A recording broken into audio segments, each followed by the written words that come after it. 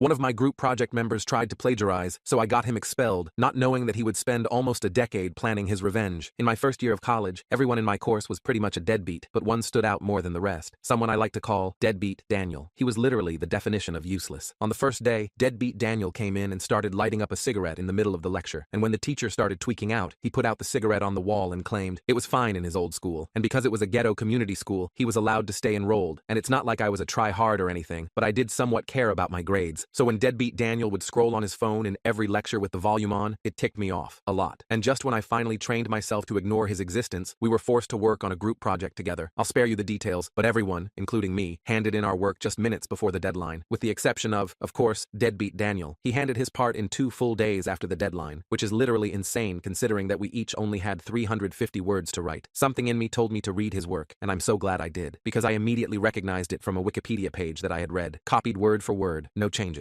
I pinched the bridge of my nose and took a deep breath before calling Deadbeat Daniel. I knew asking him to rewrite it would be too much, so I simply asked if he could at least change the wording on every third sentence. Bro, do it yourself, bro. I already played my part and submitted. Don't call me again. I thought about every cigarette he put out on my book bag, every coffee he spilled onto my desk, every time I nearly gagged from how awful he smelled. My body was immediately filled with hatred. I texted Deadbeat Daniel and told him if he didn't step up, I would tell the professor how much of a crappy group member he was. And instead of actually doing it, or even just texting some sort of apology, Deadbeat Daniel sent me a threat. He said he would tell the professor that I was the one who didn't do anything. I stared at his message for a few minutes, and my thumbs danced over the screen debating what to say. In the end, I ignored him and went to the professor. I told him everything, hoping for some kind of punishment, but he just nodded and told me to get out because he wanted to go home early. I was so taken aback that I didn't even argue. I just left. When the results came out, Deadbeat Daniel got an A and I got a C. Go figure. After that, I never heard about it again, until a week later, that is, because that's when the professor finally called me into his office. I felt a rush of excitement as we both sat down. He told me he had found out about my plagiarism. He said my essays were being put under academic review. My heart dropped. I asked him what he was talking about, and he said he had found out about my true motivations to frame Deadbeat Daniel. But now, my facade is over. I buried my face in my hands. I had trouble keeping myself from bursting into tears. That's when my professor let out a deep belly, guttural laugh. I'm just busting your chops, boy. Daniel is expelled, not you. You should have seen your face. I stared at him blankly, feeling more relieved than celebratory. I guess I was just happy it was finally over. Without Deadbeat Daniel, lectures were smooth sailing. My grades went up by 300%, and life was great. I managed to transfer into a university and graduated with a 3.9 GPA. I had literally become the definition of turning over a new leaf. I even lost my V card and got a girlfriend, all in the same year. But then, as I walked into my internship orientation, with a big smile on my face, I wanted to commit suicide, just like in 8th grade. Because who did I see? None other than my Deadbeat Daniel, standing there with a smile that inflated even more as soon as he saw me. He knew what I had done, and he was ready to bring his worst. I noticed he was still wearing the same battered watch with the cracked face that he'd had in college, but his clothes looked newer and more expensive, though still worn with the same careless attitude. Melissa, the HR manager, started calling everyone to take seats for the presentation. I found the furthest possible chair from Daniel and tried to focus on what she was saying, but my mind was racing. How did he even get this internship? The company was pretty selective. I had to go through 3 rounds of interviews and submit a portfolio of my work, not to mention the multiple reference checks they conducted. As the orientation proceeded, I kept catching Daniel glancing my way, that smirk never leaving his face. I checked my phone during our first break and saw a new message from an unknown number. Long time no see, buddy. Hope you're ready for round 2. I stared at the message for what felt like an eternity. My fingers hovered over the keyboard, unsure how to respond. Part of me wanted to immediately go to HR and explain the history between us, but another part knew that would make me look like a problem employee on day 1. I shoved my phone back in my pocket as Melissa called us back from break. All right, interns, now we'll be assigning you to your department mentors, she said cheerfully, completely oblivious to the psychological warfare happening right under her nose. I tried to focus on her words, but my mind kept drifting back to Daniel. How the hell did he even get this position? The company was one of the top marketing firms in the city. They had standards, for Christ's sake. When they called my name, I was assigned to the digital marketing team under some guy named Rick. Then they called Daniel's name. My breath caught in my throat. Daniel, you'll be with the social media team under Jennifer. Thank God. At least we'd be in different departments. Small victories, right? After orientation wrapped up, I made a beeline for the elevator. I was almost there when I felt a hand clap my shoulder. Hey man, crazy running into you here. Daniel's voice was just as irritating as I remembered. Small world, huh? I turned around slowly. What do you want, Daniel? He put his hands up defensively. Whoa, just being friendly. We're colleagues now. Water under the bridge and all that. I stared at him skeptically. You just texted me, hope you're ready for round 2, and now you want to pretend everything's cool? He laughed. Just messing with you, bro. No hard feelings about that whole college thing, right? The elevator doors opened, and I stepped in without answering. As they started to close, Daniel stuck his hand between them, forcing them back open. He got in beside me. Look, he said, his voice dropping the fake friendliness. I just want you to know that I earned this internship. Fair and square. I couldn't help myself. I snorted. Something funny? His eyes narrowed. Just wondering if Wikipedia helped with your application too, I muttered. The elevator reached the lobby, and I stepped out quickly. Daniel followed. You know what? I was gonna let bygones be bygones. morons, but fuck that now, he hissed as we walked through the lobby. You think you're so much better than me? I stopped and turned to face him. I don't think about you at all, Daniel, and I'd appreciate if you returned the favor. That was a lie. I'd thought about him plenty in the last 2 minutes. Yeah, well, we'll see who's the superstar intern by the end of this program, he said, that stupid smirk returning to his face. Is everything a competition to you? I asked, exasperated. Only when I'm winning, he replied, then turned and headed toward the parking lot. I stood there for a moment, trying to process what had just happened. This was supposed to be my fresh start, my chance to build connections, and maybe land a full-time position. And now deadbeat Daniel was threatening to ruin it all over again. I called my girlfriend, Sarah, as soon as I got to my car. We'd been dating for about 8 months after meeting in that statistics class at the university. She was smart, level-headed, and exactly who I needed to talk to right now. He's probably just trying to get in your head, she said after I explained the situation. Don't let him. Easier said than done, I replied, starting my car. You don't know this guy. He's like a cockroach, impossible to get rid of and pops up when you least expect it. Well, maybe it's time you stopped running from the cockroach and just stepped on it, Sarah suggested. I laughed. That's dark. I'm just saying, don't let him control the narrative this time. She was right, of course. I needed to take charge of the situation before Daniel had a chance to screw me over again. The next day, I arrived early for my first real day of work. I met Rick, my mentor, a laid-back guy in his 30s with a perpetual 5 o'clock shadow and an impressive collection of Star Wars figurines on his desk. He walked me through the basics of the job and assigned me my first project, creating a social media strategy for a small local business. I was deep into research when I heard a familiar laugh from across the office. I looked up to see Daniel chatting with a group of employees like they were old friends. One of them was Jennifer, his mentor. She seemed completely charmed by whatever bullshit he was spinning. Throughout the next week, I kept my head down and focused on my work. Rick seemed impressed with my progress, and I was starting to feel like maybe this situation with Daniel would work itself out. We were in different departments after all. I barely saw him except for the occasional run-in by the coffee machine or in the elevator. Then came the company-wide email about the intern project competition. To foster creativity and team building, all interns will be paired up to compete in developing marketing strategies for our newest client, Green Life Organics. The winning team will receive a bonus and special recognition from upper management. My stomach dropped as I scrolled down to see the team assignments. There, at the top of the list, Team 1, Daniel Martinez, and my name. I nearly threw my computer across the room. This had to be a joke. I immediately marched over to HR and asked to speak with Melissa. I'm sorry, but I can't work with Daniel, I told her once we were in her office. We have a complicated history. Melissa looked at me sympathetically but shook her head. The teams were randomly assigned. It wouldn't be fair to the other interns if we made changes now. But plus, she continued, learning to work with difficult personalities is part of professional development. Think of it as a growth opportunity. A growth opportunity, right? More like an opportunity for Daniel to sabotage my career before it even started. I trudged back to my desk, feeling defeated. Rick noticed my mood and asked what was wrong. Just found out who my partner is for the intern competition, I muttered. Rick glanced at the email. Oh, Daniel? He seems like a nice guy, always bringing donuts for the social media team. Great. Daniel was already working his charm on the entire office. I was starting to feel like I was back in community college all over again. That afternoon, I got an email from Daniel. Let's meet in conference room B after work to discuss our project. Don't be late. Bringing pizza. At least there would be food. I arrived at the conference room at 5:30. Daniel was already there, 2 pizza boxes open on the table. He was wearing a button-up shirt with the sleeves rolled up, looking annoyingly professional. There he is, he said as I walked in. Grab a slice. I cautiously took a piece of pizza and sat down across from him. Look, he started. I know we've had our differences, but this project is important to me. I want to win. Why? So you can rub it in my face? He rolled his eyes. Not everything is about you, man. I want to impress Jennifer. I think she might put in a good word with the hiring manager if we do well. I took a bite of pizza, considering this. So, what's your angle here? We work together, win the competition, and then you go back to making my life miserable? How about we just focus on winning first? He suggested. Truce until the competition is over? I wasn't sure if I trusted him, but I didn't have much choice. Fine, truce. We spent the next hour brainstorming ideas for Green Life Organics. To my surprise, Daniel actually had some decent insights. He might have been a deadbeat in college, but he seemed to have a natural instinct for what would appeal to consumers. As we were wrapping up, he casually asked, so, you dating anyone? The question caught me off guard.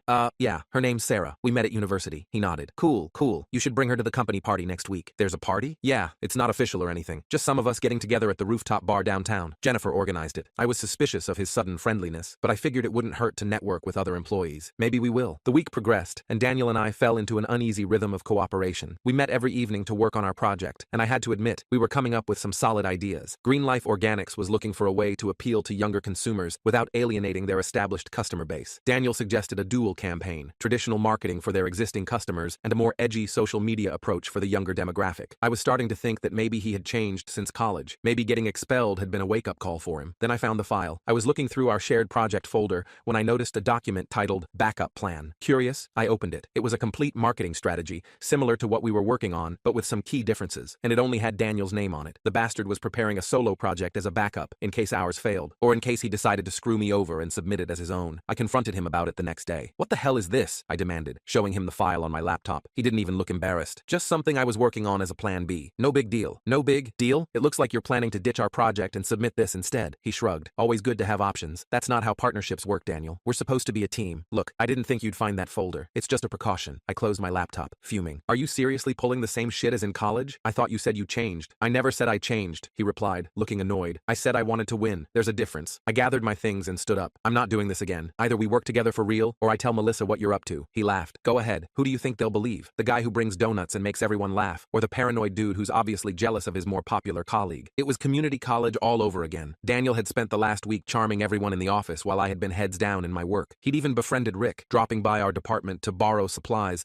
just so he could chat with my mentor. I left the conference room feeling defeated. I needed a new plan. The company party was that Friday night. Sarah agreed to come with me, though she wasn't thrilled about it after I told her Daniel would be there. I want to see this cockroach for myself, she said, as we got ready in my apartment. The rooftop bar was packed when we arrived. Most of the interns and junior staff were already there, along with a few of the mentors, including Jennifer and, surprisingly, Rick. Daniel spotted us immediately and made his way over. He was wearing a fitted blazer over a t-shirt, looking effortlessly cool. I hated him even more for it. Hey man, and you must be Sarah, he said, extending his hand to my girlfriend. I've heard so much about you. Sarah shook his hand, her face neutral. Funny, I've heard a lot about you too. Daniel laughed, seemingly unfazed by her cold tone. All good things, I hope. Not even close, she replied with a sweet smile. I suppressed a grin. This was why I loved her. Daniel's smile faltered slightly. Well, drinks are on me tonight. What can I get you both? Just a beer for me, I said. Wine, please. White, Sarah added. Daniel nodded and made his way to the bar. As soon as he was out of earshot, Sarah turned to me. Okay, I get it now. He's got that fake charm thing going on. Very punchable face. I laughed. Told you. So what's your plan? She asked. Still working on that. For now, I'm just trying to get through this project without him screwing me over. Daniel returned with our drinks and spent the next 20 minutes trying to impress Sarah with stories about his college adventures, conveniently leaving out the part where he got expelled. Sarah played along, asking seemingly innocent questions that subtly highlighted the inconsistencies in his stories. So after you graduated, did you go straight into marketing? She asked sweetly. Daniel hesitated. Not exactly. I took some time off, did some traveling. Oh, with what money? I thought you said your family wasn't well off. I watched as Daniel scrambled to patch the holes in his fabricated life story. Sarah was systematically dismantling his fake persona, and it was glorious to watch. Eventually, Jennifer called Daniel over to meet someone, and he excused himself. You're incredible, I told Sarah once he was gone. She shrugged. He's not very good at lying. Too many details that don't add up. As the night progressed, I noticed Daniel was getting friendlier with the higher-ups, including some people from departments I didn't even know existed at the company. He was working the room like a pro, while I mostly stuck with Sarah, Rick, and a few other interns. At one point, I went to get more drinks and overheard Daniel talking to Jennifer and a guy I recognized as one of the senior managers. Really carrying the team, Daniel was saying. Between us, I'm doing most of the work on our project. My partner's nice and all, but he trailed off with a meaningful look. My blood boiled. That lying sack of shit. I was about to interrupt and set the record straight when Sarah appeared at my side. Everything okay? She asked, noticing my expression. I nodded toward Daniel. He's telling them he's carrying our project. Sarah considered this for a moment. You know what? Let him. What? Why? Because liars always trip themselves up eventually, she said. If he's taking all the credit now, he'll have to deliver later. And from what you've told me, delivering isn't exactly his strong suit. She had a point. Daniel was setting expectations he couldn't possibly meet on his own. The next week, our project deadline was approaching fast. Daniel and I were scheduled to present our marketing strategy to a panel of managers on Friday. Despite everything, we'd actually put together a solid presentation. Daniel had even incorporated some of my research into his parts, which surprised me. On Thursday afternoon, I was putting the finishing touches on our slide deck when Rick stopped by my desk. How's the project coming along? He asked. Pretty good, actually. We present tomorrow. He nodded. Jennifer says Daniel's been working his ass off on it. Says he's got some innovative approaches to the youth demographic. I felt a twinge of annoyance but kept my expression neutral. Yeah, we've both been putting in a lot of hours. Rick looked at me for a moment, then lowered his voice. Listen, I know it's none of my business, but there are some rumors going around about you and Daniel not getting along. Great. So Daniel had been spreading gossip too. We have a complicated history, I admitted, but we're making it work for the project. Rick nodded. Well, just so you know, people are watching this presentation pretty closely. The client might even be there. That was news to me. The actual client? Green Life Organics? Yep. Apparently they're considering hiring from the intern pool for their in-house marketing team. It's a great opportunity. After Rick left, I immediately called Daniel. Did you know the client is going to be at our presentation tomorrow? I demanded when he answered. Yeah, Jennifer mentioned it this morning. Cool, right? And you didn't think to tell me? He sighed. I'm telling you now. What's the big deal? The big deal is that there might be jobs on the line here, Daniel. Actual jobs. Exactly. All the more reason for us to nail this presentation. I was about to argue further when he cut me off. Look, I've got to go. Jennifer asked me to help with something. I'll see you tomorrow, okay? Don't stress so much. He hung up before I could respond. I stared at my phone, feeling that familiar sense of dread. Daniel obviously saw this as his big chance, and I didn't trust him not to throw me under the bus if it meant securing a job for himself. That night, I couldn't sleep. I went over our presentation again and again, looking for any weaknesses Daniel might exploit. By morning, I was a mess of anxiety and caffeine. I arrived at the office an hour early, planning to review everything one last time. To my surprise, Daniel was already there, looking surprisingly professional in a proper suit and tie. Morning, he said when I walked in. Ready for the big show? I nodded, still wary. As ready as I'll ever be. Good, because I made some changes to the presentation last night. My heart sank. What kind of changes? He pulled up the updated updated slide deck on his laptop. Nothing major, just reordered some slides and added a few points about sustainability. I looked through the new deck, half expecting to find my name removed or my research distorted, but everything seemed fine, better than fine actually. The changes he'd made were good. This looks great, I admitted reluctantly. He smiled, but not his usual smirk. This looked almost genuine, thanks. I figured the client would want more emphasis on the eco-friendly angle, given their brand. We spent the next hour rehearsing our parts. Daniel had taken the first half of the presentation, leaving me with the second half including the conclusion. It was a fair split, and he seemed well prepared. As the meeting time approached, people started filling the conference room. Rick and Jennifer were there, along with several managers I recognized from the party. And in the front row, a woman in a green blazer who I assumed must be from Green Life Organics. Daniel nudged me. That's Karen Hughes, the marketing director at Green Life. Jennifer introduced us at the party last week. Of course, he'd already met her. Daniel was nothing, if not opportunistic. The presentation started, and Daniel kicked it off with confidence. He was charming, articulate, and completely in control of the room. I had to admit, he was good at this part of the job. Then it was my turn. I started strong, walking through our research and strategies. But as I was explaining our budget allocation, I noticed Daniel checking his phone under the table. Then he started typing something. I tried to stay focused, but it was distracting. What was so important that he needed to text during our presentation? I was about halfway through my section when the conference room door opened. A man in a suit walked in and handed a note to one of the managers, who read it and then whispered something to the others. They all looked at their phones. I continued presenting, but I could feel the energy in the room shifting. People were distracted now, checking their devices and whispering to each other. Is everything okay? I finally asked, pausing my presentation. The manager who'd received the note looked up. I'm sorry, but we need to cut this short. There's been a situation that requires our attention. My heart sank. After all our preparation, we weren't even going to finish? What kind of situation? Daniel asked, sounding as disappointed as I felt. The manager hesitated. It appears someone has leaked confidential information about Green Life Organics on social media. Their stock is taking a hit. All eyes turned to Karen from Green Life, who was frantically typing on her phone. She looked up, her face pale. The information in the leak, it's from the confidential supplementary files we provided for your team to work on this project. There was a moment of stunned silence. Then everyone started talking at once. Who had access to those files? Only the interns working on this project, right? Has anyone checked the shared drive logs? I looked at Daniel, who seemed just as confused as everyone else. But then I noticed something. He'd put his phone away very quickly when the news broke. The meeting dissolved into chaos. Karen from Green Life left immediately, saying she needed to call her PR team. The managers huddled together, discussing how to handle the situation. Rick motioned for me to follow him out of the conference room. What the hell happened in there? I asked once we were in the hallway. Rick looked grim. Someone leaked proprietary information about Green Life's new product line. It's all over Twitter now. But who would do that? And why? He shook his head. I don't know, but they're checking the server logs now to see who accessed those files recently. My mind was racing. The only people with access to those files were the interns working on Green Life projects and our mentors. I had accessed them, of course, but so had Daniel. Then it hit me. The texting during my presentation, the timing of the leak. It wasn't a coincidence. I found Daniel in the break room,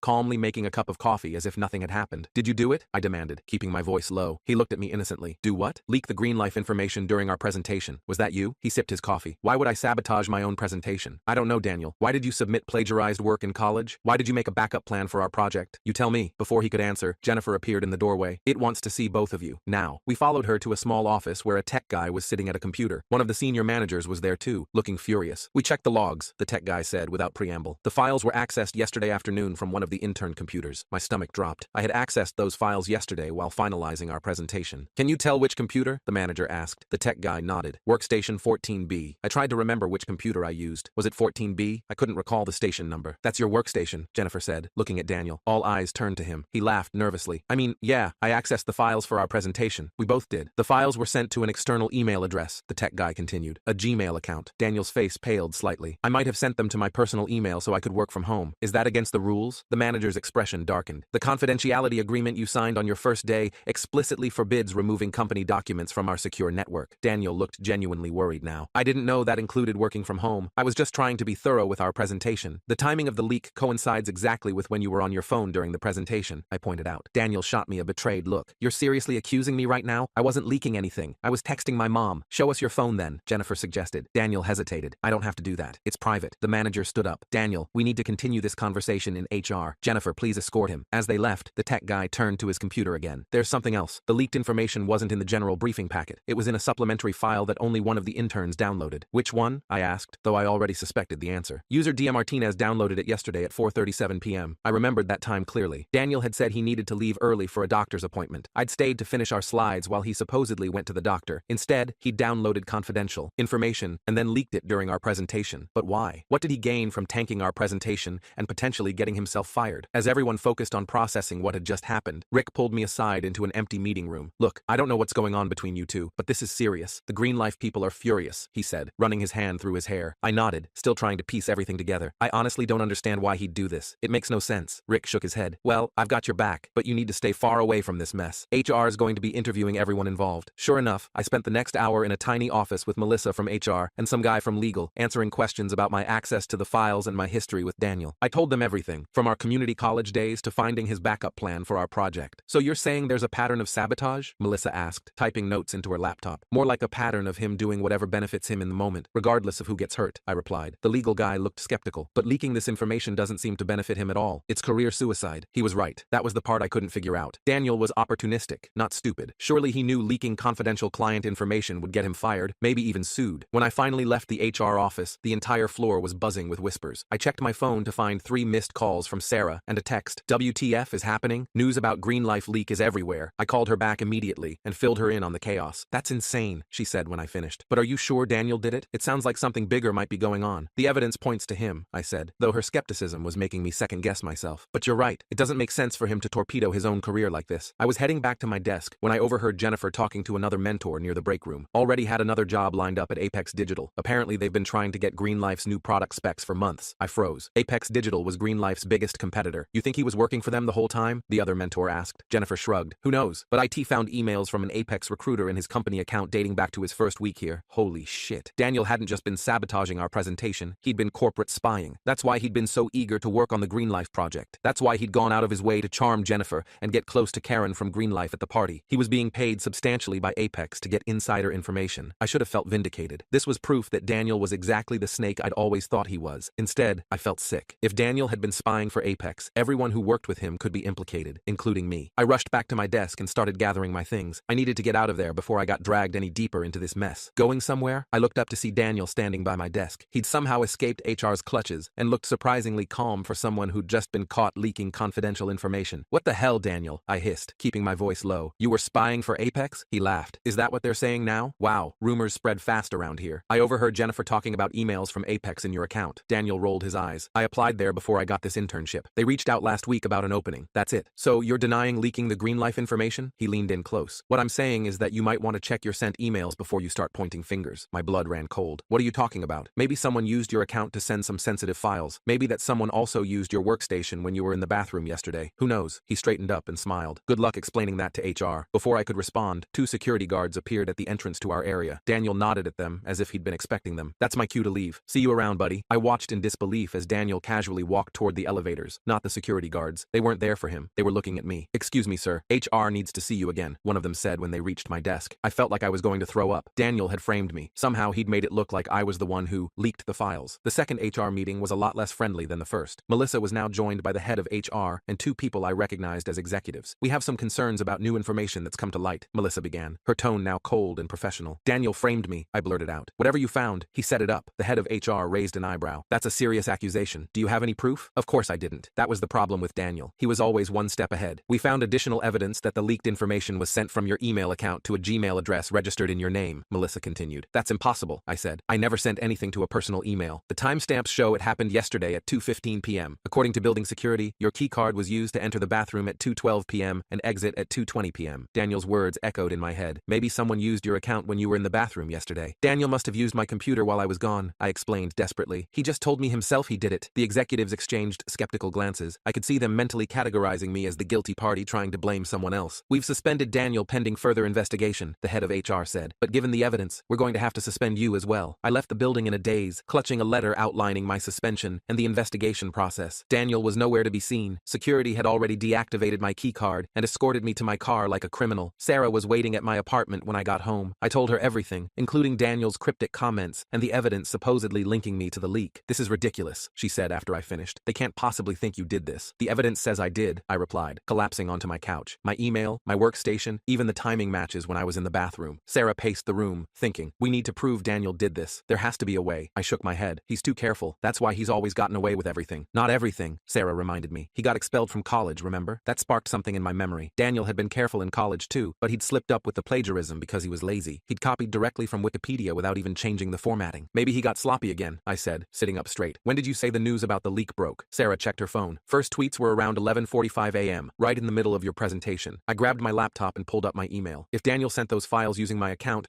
there should be a record in my sent items. Sure enough, there it was. An email sent to a Gmail address at 2:15 p.m. the previous day with the Green Life files attached. The Gmail address was my first and last name, but I'd never created it. Look at the IP address in the email header, Sarah suggested. She worked in IT security, so she knew what to look for. I forwarded her the email, and she examined it on her phone. This was sent from within your company network, but she paused, squinting at the screen. The user agent string is different from your laptop. You use Chrome, right? I nodded. This was sent from Firefox. Does Daniel use Firefox? I've seen him using it, yeah. A glimmer of hope sparked in my chest. Is that enough to prove it wasn't me? Sarah grimaced. Not by itself, but it's a start. Over the next few days, Sarah helped me build my case. We discovered the Gmail account had been created just 2 days before the leak from an IP address that matched a coffee shop near Daniel's apartment. We also found login attempts to my company account from outside the network during times I was definitely at my desk. A week into my suspension, I got a call from a number I didn't recognize. Hello? It's Rick. Don't tell anyone I called you. My former mentor sounded tense. I put the phone on speaker so Sarah could hear. What's going on? I asked. Daniel started at Apex Digital yesterday, Rick said. Jennifer has a friend who works there who told her. Thought you should know. My jaw dropped. He's already working for the competition? While we're both still under investigation? That's not all, Rick continued. It found something weird on his workstation. Some kind of keylogger program that could have been used to capture your passwords. This was it. Proof that Daniel had set me up. Rick, I need you to tell HR about this. He hesitated. I already did, but there's a problem. The program was installed using administrative credentials, traced back to your account. My brief moment of hope crashed. That's impossible. I don't have admin access. Exactly. Which means either you had help from someone in IT, or Daniel is even better at covering his tracks than we thought, I finished. After Rick hung up, Sarah and I sat in stunned silence. Daniel wasn't just framing me for the leak. He'd constructed an elaborate setup that made it look like I was a sophisticated corporate spy. We need to go nuclear, Sarah finally said. What do you mean? If Daniel is working at Apex now,